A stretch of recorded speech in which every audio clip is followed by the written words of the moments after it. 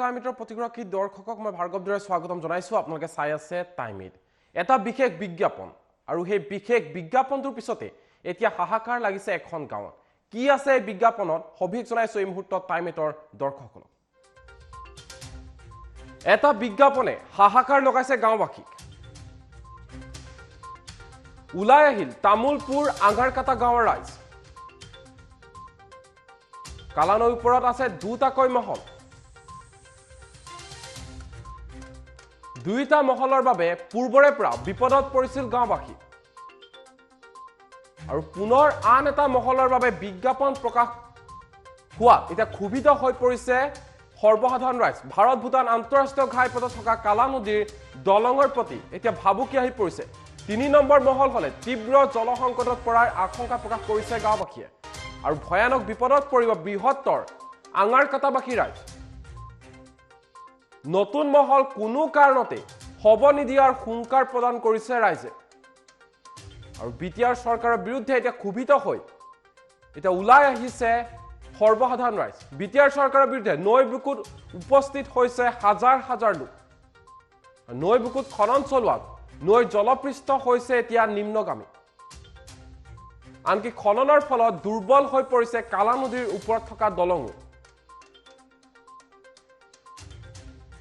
আৰু এই সমস্যাৰ পিছতে এতিয়া এনেদৰে ওলাই আহিল গাঁওখনৰ ৰাইজ। এই মুহূৰ্তত দেখুৱাইছো দৃশ্যাংশ। এটা বিজ্ঞাপনক কেন্দ্ৰ কৰি এনেদৰে মাৰ বান্ধি ওলাই আহিল গাঁওবাসী। তামুলপুৰ আঙাৰকাটা গাঁৱৰ এইসকল ৰাইজ।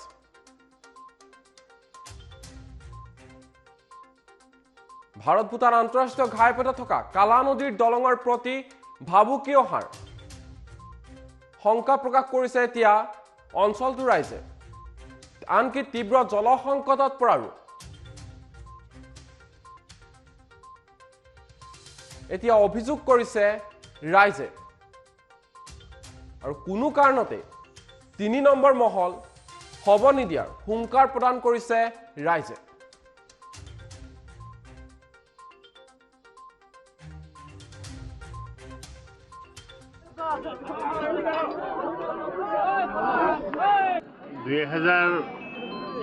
পৰা এই মহলটো বন্ধ কৰাৰ কাৰণে লাগি আছো।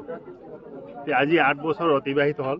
আমি বিভিন্ন ডিচি মহোদয়, বিটিচি চৰকাৰ, অসম চৰকাৰ আৰু আমাৰ MCLA আটাইকে আমি জনালো। প্ৰত্যেকৰ অফিচত গৈ আমি আমাৰ দৰখাস্তবিলাক দিছোঁ যাতে এই মহলটো হ'ব নালাগে বুলি কৈ। এতিয়া আমি আজি 2-1 দিনৰ ভিতৰত এটা গম পাইছোঁ যে পেপাৰ যোগে এটা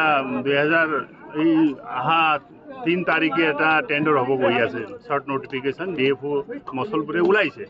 গতিকে এই মটংগাটো এটা 1 নম্বৰ কোৱাৰি দিয়াৰ কাৰণে প্ৰস্তুত কৰিছে। গতিকে আমি সম্পূৰ্ণ আঙাৰকাটাবাসী ৰাইজ বা আমি মোটামুটি 13টা বান্ধং কমিটি আছোঁ এই আঞ্চলিকৰ অন্তৰ্গত। ইয়াত গোপীনাথপুৰ, বিনায়াপুৰ, লক্ষীনাৰায়ণপুৰ, পলাশবাৰী, ঢেকীয়াবস্তি, আপোনাৰ যোগেশপুৰ বৃহৎ এলেকা।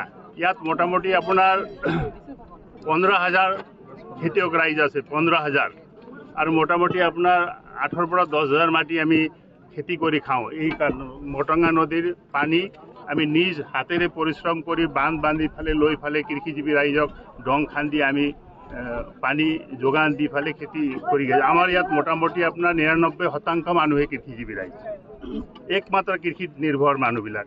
গতিকে চৰকাৰে যদি আৰু এটা মহল 3 আৰু 5 আছে অলৰেডি ইয়াত খনন কাৰ্য চলি আছে। JCB কোকলিন লগাই ফালে দিনত 100 গাড়ী আপোনাৰ ডাম্পাৰি দি ইয়াৰ পৰা শিলবালি কঢ়িয়াই লৈ যায়। সেই শিলবালি কঢ়িয়াৰ ফলত তাত গাঁতা হৈছে। ওপৰৰ পৰা ভূটানৰ পৰা অহা মানে যাই ফালে গাঁতাবিলাক ভৰে আমাৰ ডংটো গৰাখহনীয়া হৈ আছে। এই অৱস্থাত আমাৰ এই ৰাইজে ভুগিব লগা হৈছে। গতিকে এই যোনটো নতুনকৈ এটা জন্ম লৈ আছে মহল, এই মহল আমি কেতিয়াও নিবিচাৰোঁ।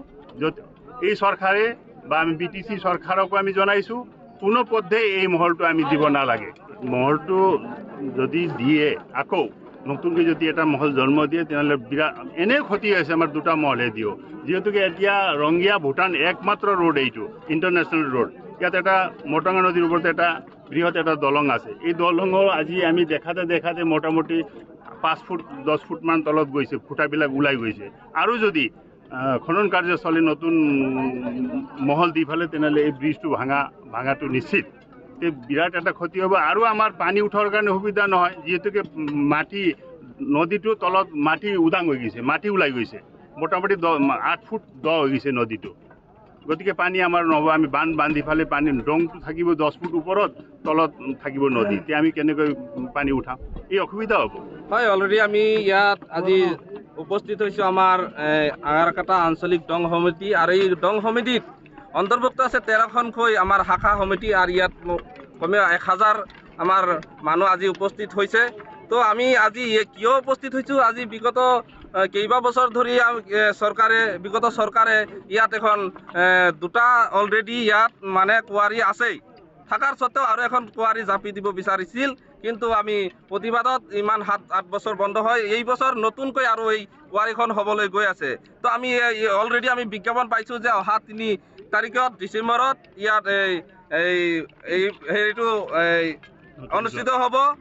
তো সেইটো আমি প্ৰতিবাদ কৰিবলৈ ওলাইছোঁ চবেই। কোনো পধ্যেই এইখন আমি টেণ্ডাৰটো দিবলৈ নেদাওঁ, কুঁৱাৰী নতুনকৈ দিবলৈ নেদাওঁ।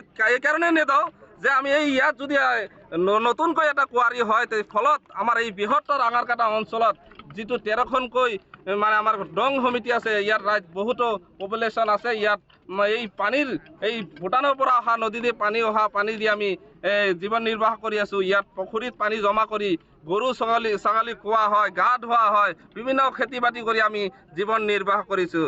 তো আমি ভাবোঁ যে কিছুমান ব্যক্তিগত স্বাৰ্থৰ কাৰণে, কিছু ৰাজনৈতিক লাভালাভৰ কাৰণে কিছুমানে বিলাসী জীৱন কটোৱাৰ পৰিৱৰ্তে আমাক সাধাৰণ দুখীয়া ৰাইজক জলাঞ্জলি দি কোনো এটা সিদ্ধান্ত ল'ব। আমি এই সিদ্ধান্তক কেতিয়া মানি নলওঁ। অক্টোবৰ নৱেম্বৰৰ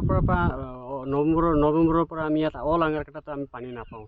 পানীৰ কাৰণে আমাৰ খুবেই সমস্যা। এতিয়া আমি আমাৰ এই খেতি পথাৰৰ কাৰণে যিটো ডং আহিছে, এই ডঙৰ পৰা যিখিনি পানী আহে আমি সপ্তাহত এবাৰকৈ পাওঁ, কেতিয়াবা নাপাওঁ। এইখিনি পানী আমাৰ এই বগাজুলিৰ পিনে যায়। 18 নম্বৰটো হৈছে ভূটানত পাছ কৰা ডং, তেওঁলোকৰ ডঙত পানী যায়, আমাৰ এইপিনে ডঙত পানী নাহে। এতিয়া আমাৰ এইপিনে পাছ কৰাও নাই। আৰু ওপৰত এতিয়া ফেক্টৰী বহাইছে, ভূটানত ফেক্টৰী বহাইছে। সেই ফেক্টৰী বহোৱাৰ কাৰণে আমাৰ এতিয়া পানী নাপাওঁ। এইপিনে পানীৰ কাৰণে খুব সমস্যা। আৰু এইপিনে যিখিনি পানী বাগৰি আহে সেইখিনি আকৌ মেনকা চাহ বাগানে লৈ যায় পানীখিনি। 1 নম্বৰত পানীৰ সমস্যা।